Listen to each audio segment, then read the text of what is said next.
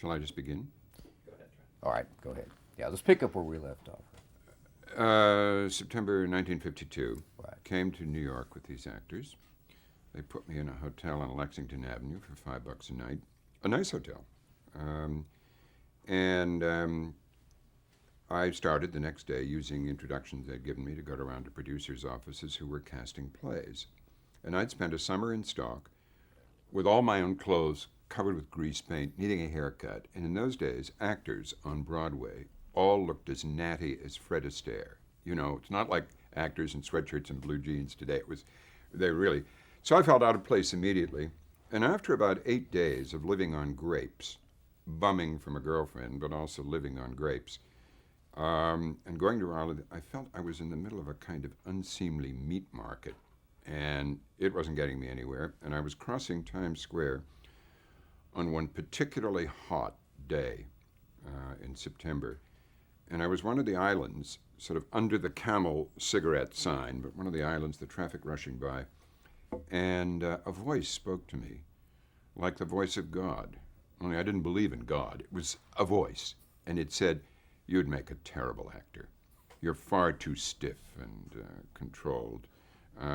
You're meant to be the cool one behind the scenes, a writer.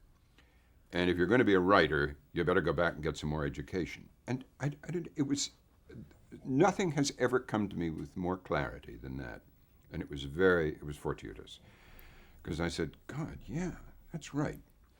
And I better go get myself back to college.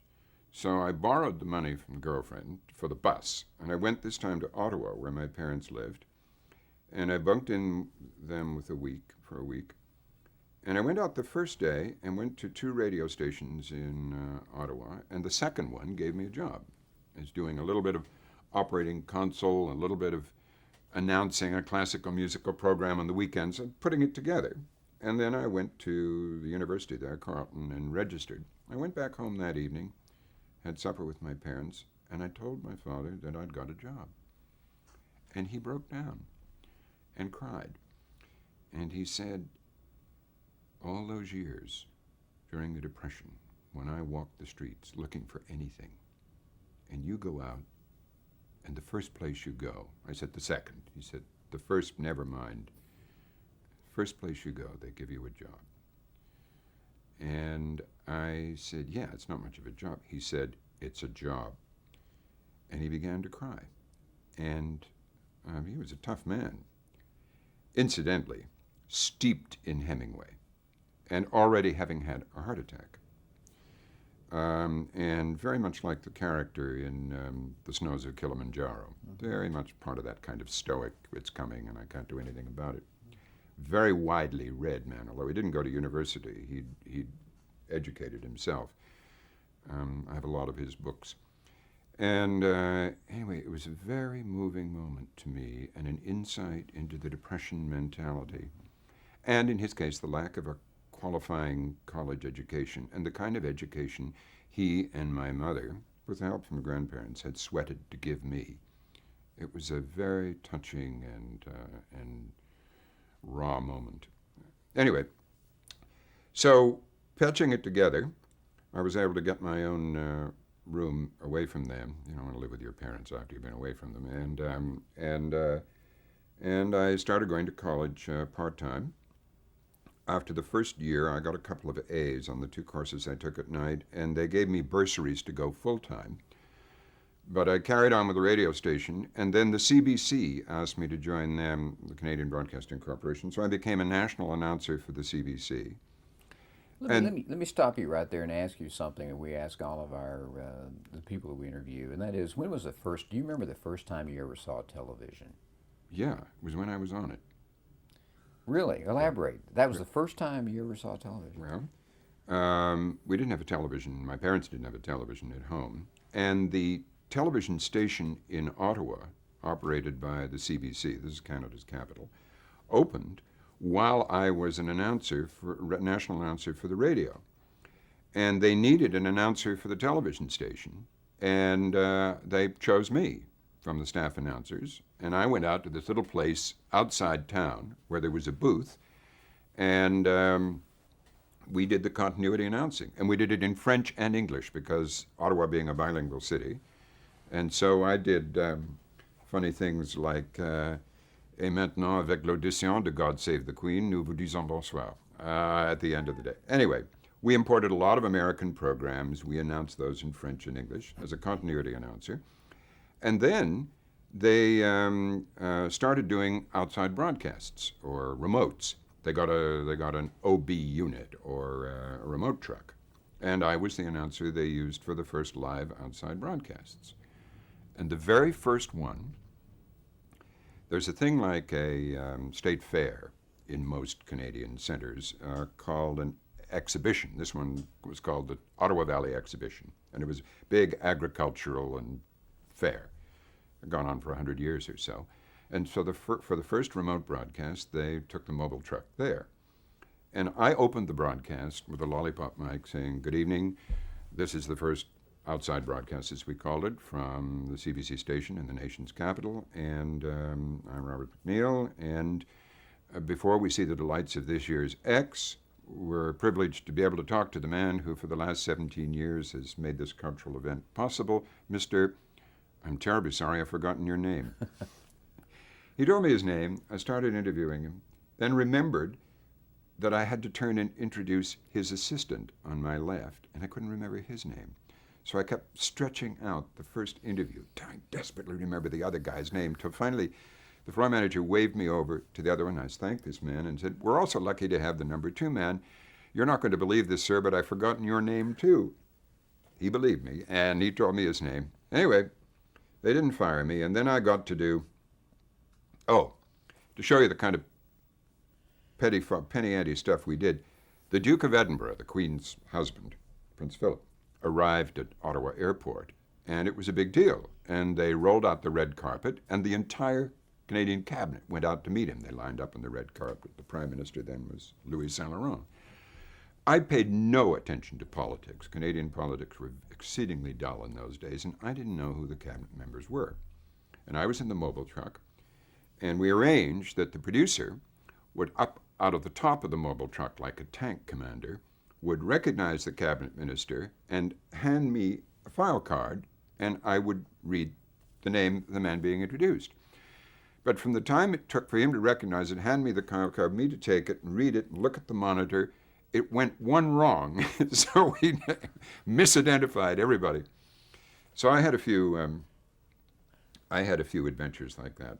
Well, did anyone think at that time, this is very early, obviously. What year did you say this is? This was 53, 54. And was there any attempt to train a person? No, no, you were just thrown in. The Queen Mother, who's just celebrated her 100th birthday, made her last visit to Ottawa while I was the television announcer. And we stood in Confederation Square in Ottawa on a freezing November day. I had 2 coats on, and I was standing on a podium. And while we were waiting for her, the camera panned around, and I described all the buildings around. This is to a national audience. And she didn't come, and she didn't come. So we did it all again. Went all the way around again. Finally, about 35 minutes later, she turned up in her little off-the-shoulder thing, her chest bare, really raw day, and spent half an hour talking and shaking hands with all these veterans in wheelchairs and everything. But shortly after that, they gave me my own program. And I was still going to college, but they gave me a program for children called Let's Go to the Museum. We went to the National Museum, and we talked Indians and anthropology and Eskimo art and all this stuff. And we did that, and that's before there was a connected network. They would kinescope the stuff and bicycle it around Canada. And so after that had run for 26 weeks, it's the spring, I got my degree, and by then I determined I was going to be a playwright. And I wanted to go to London because it was so boring in Canada. And so I grabbed my degree. I had saved $2,000, which was a lot of money, and I took a boat to England. And all the CBC said, "You're crazy to give this up. You know, you have a real career in broadcasting." And I said, I'll die. I'll go to sleep forever if I stay here. And I Well, went. that's what I was going to ask you. Did you prefer television over radio? You'd done both at this I didn't. point. I did. I think I preferred radio, and still do. I never really felt comfortable on television. It's always made me very self-conscious. There's an element of performance in television that is not true in the radio. I don't mean in something like this where we're just chatting because it's natural, but you feel on television when you're talking to the camera. It's there. That one is about 6 feet away from me.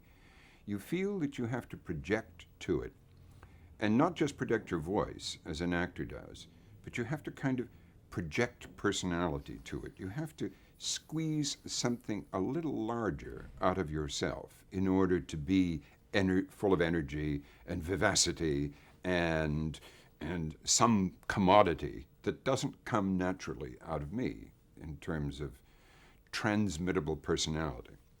And I've always felt that. Whereas in the radio, it's wonderful. The microphone is here.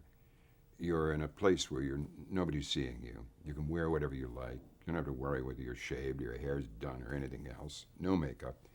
And you can just be yourself.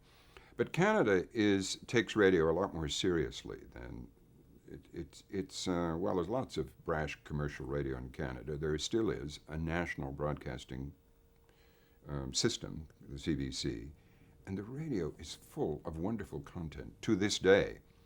And so I said years ago in writing something that Canadians tend to listen Canadian but watch American, because Canadians are glued to American television. Anyway, so I left Canada and went to England. And This is about 1955. this is 1955, and in the meantime, I'd fallen in love with a gal who was in college with me, but her parents didn't want us to get married. In those days, you didn't move in; you got married, and she had to finish her degree. So her parents agreed that if we still wanted to do it a year from then, we could do it. In the meantime, I would go to England, and she would finish her degree.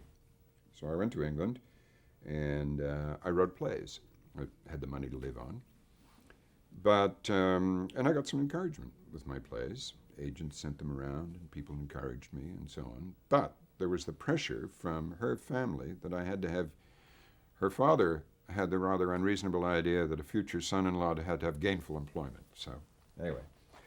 So, I talked that fall, I went in the spring, and that fall I talked my way into independent television news, which was just starting, 1955, on the basis of my Canadian experience.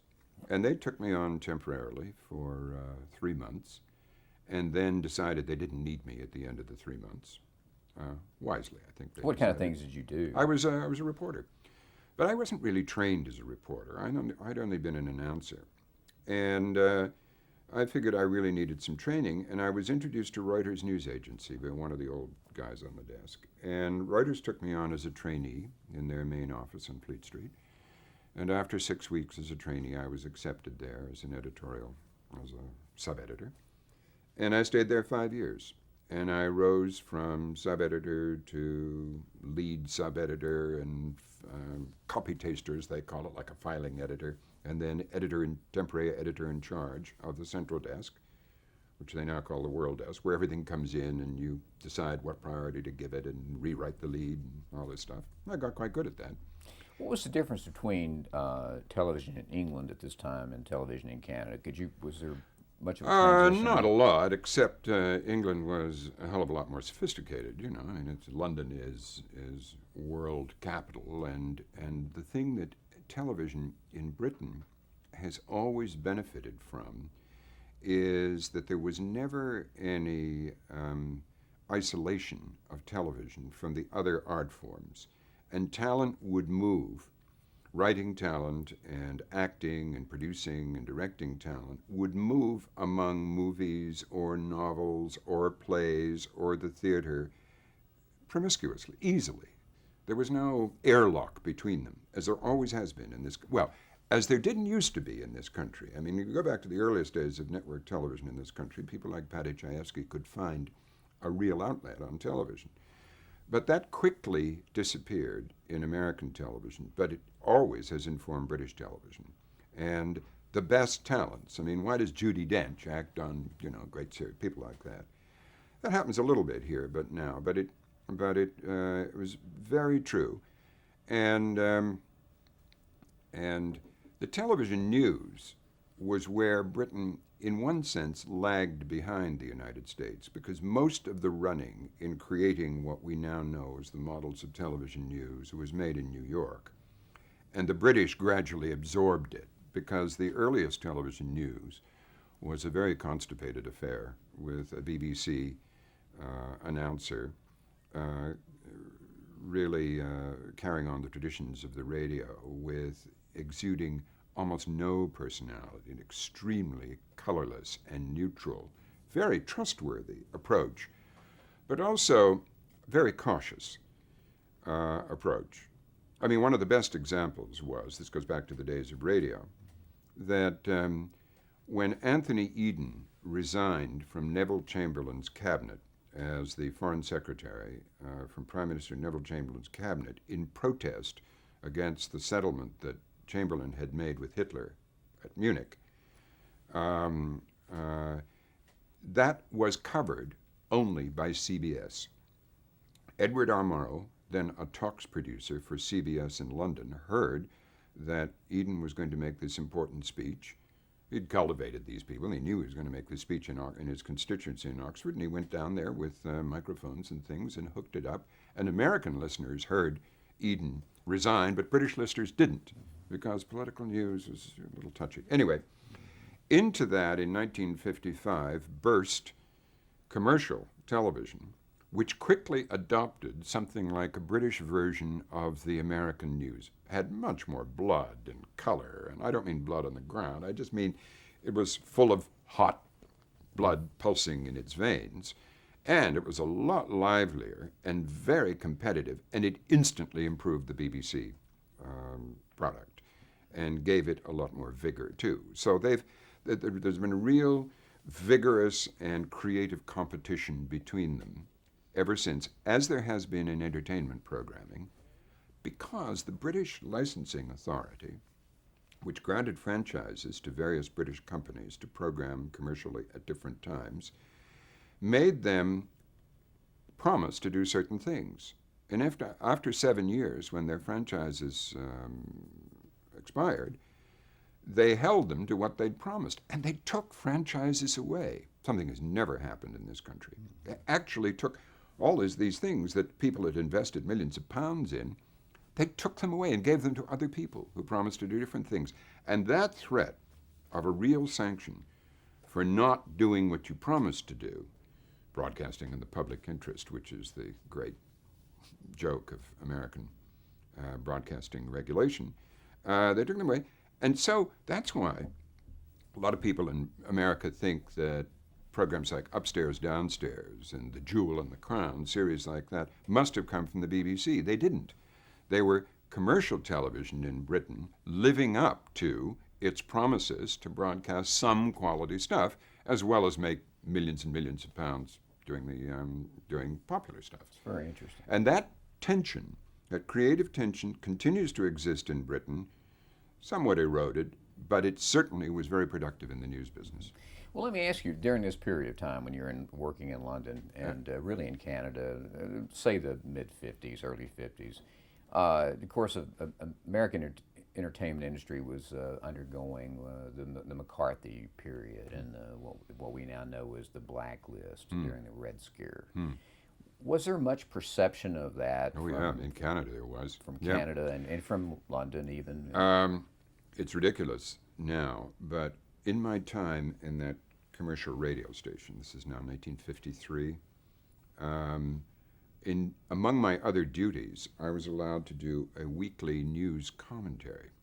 Here I was, a kid in college. I mean, it was absurd, but they let me do, and I wrote it. And I remember writing one commentary ridiculing McCarthy. McCarthy sent Cohn and Shine up to Montreal to interview I've forgotten whom, and I made a big joke of it about how absurd all this was. And my father, who was Royal Canadian Mounted Police and had done some work on the Igor Guzenko case. He was the Soviet embassy spy who finally broke with Russia and went and bared his soul to the Royal Canadian Mounted Police. My father had had some, what they called the special branch work. My father was furious that I'd done this, what he thought was pro-communist broadcast. Anyway, and the CBC did very good radio drama at the time, and they did a wonderful dramatic show called The Investigator, which was a satire on McCarthy. I can hear to this day the McCarthy figure saying, "There is no higher power, Senator, there is no higher power." And this was made into an LP and widely sold in Canada, but you could not sell it in the United States. It was banned in the United States. Amazing. And it was, we all thought, now there's where you felt, you know, and I felt a bit later when I began to be indoctrinated in the sanctity of the First Amendment here and how no other country has the freedom of speech that the United States has. I never felt that growing up in Canada, and certainly not working in Britain, although there is a draconian libel laws in Britain and an Official Secrets Act, which is still a great constraint on the press. However, in many other ways, there's just as much freedom. And I often thought that, you know, people use the First Amendment here to hide behind for a lot of excesses. And we felt quite sanctimonious in Canada at the time of the McCarthy thing, that we couldn't imagine anybody trampling on our freedoms the way the senator from Wisconsin seemed to be doing, with the full connivance of the press and the full help. I mean, and very little objection from the press until quite late in the proceedings. So anyway. Did you see the McCarthy hearings? Oh, sure. Broadcast on television in indeed. Canada? Yeah, yeah. Did you ever run into, when you did move your career into American television, did you ever run into Blacklist or anything like that? No, I only heard about it. Uh-huh. The nearest I came to contact with it was quite a few years later when I went to interview Charlie Chaplin. He got an honorary degree. This is later when I was working for NBC, and he got an honorary degree from Oxford, and I went to Oxford on the chance of getting an interview with him. He had never been interviewed on television. He hated American television for some of the reasons we're talking about, because he'd been banned, blacklisted for immoral behavior and everything else as it was seen in the United States. And it's a nice little episode, because I talked the warden of the college where he was staying overnight after the degree ceremony into letting me turn up and set up NBC camera in his garden. It was one of those lovely Oxford gardens that's probably been there for 400 years, you know, and the lawn like a bowling green and all the traditional English flowers, beautiful June day. And we set up, and then Charlie Chaplin comes bouncing out. "Good morning, gentlemen," in a little gray suit, and silver hair and everything, big smile. And then he said, "But there's a camera." And I said, "Well, yes, we're NBC, and we're going to..." "Oh, no. Can't do an interview. Can't do an interview on camera. I never do interviews on camera." He had the morning to kill, and I spent the entire morning trying to persuade him to let us turn the camera on.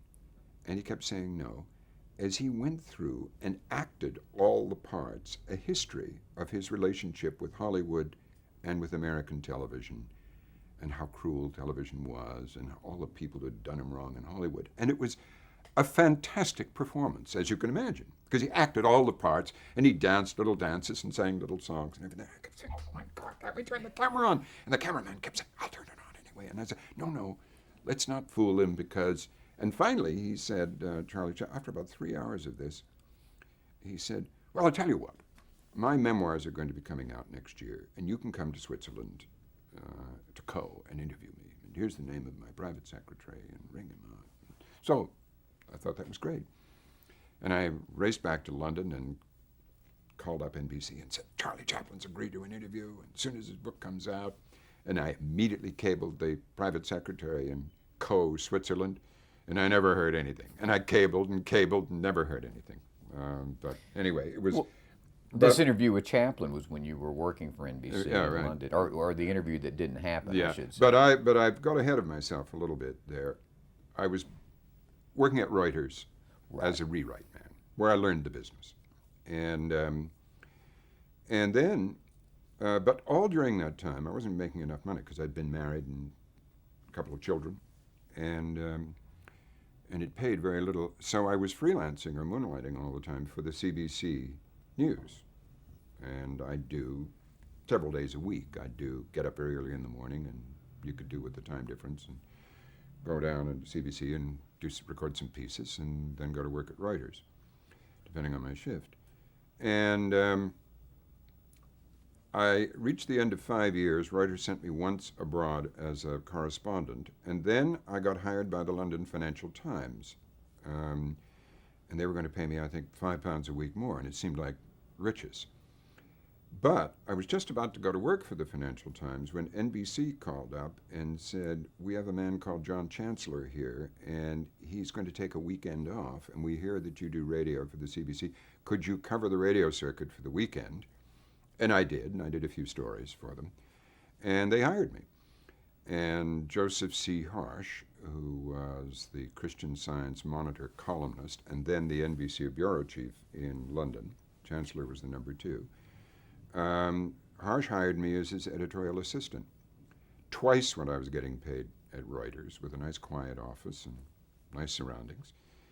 And then a few months later, Chancellor got posted to Moscow, and I got his job. And this is about This what is year? 50. This is 60. 1960. And so I got Chancellor's job, just like that, as the number 2 correspondent in London. I sort of short-circuited the whole system by some lucky chances. And so then for 3 years, I was the NBC number 2 man in London, and jumping off as a fireman, doing British politics or whatever the stories were, because Harsh wasn't very interested in television. So I did a lot of radio, and I did the television, and I was interested in producing television then. I got quite interested. I think I had a little film bug in me, and I really liked making stuff. And NBC used me for specials, and, they did series like... Your foot's tapping the stand. Sorry. Okay, that's good. They had a series called Chet Huntley Reporting, and in the way those things worked, someone else did the reporting, in this case me, and we did several half-hour things in Ireland, in Britain, in Finland, and where I would do all the reporting and the interviewing, and I would write a huge backgrounder, and then somebody in New York would cut me out of the interviews and write a script for Huntley from the backgrounder. And so I did, but they liked that stuff, and I did quite a few, but I got some extraordinary assignments. Well, let's look into those after we change the tape. Okay.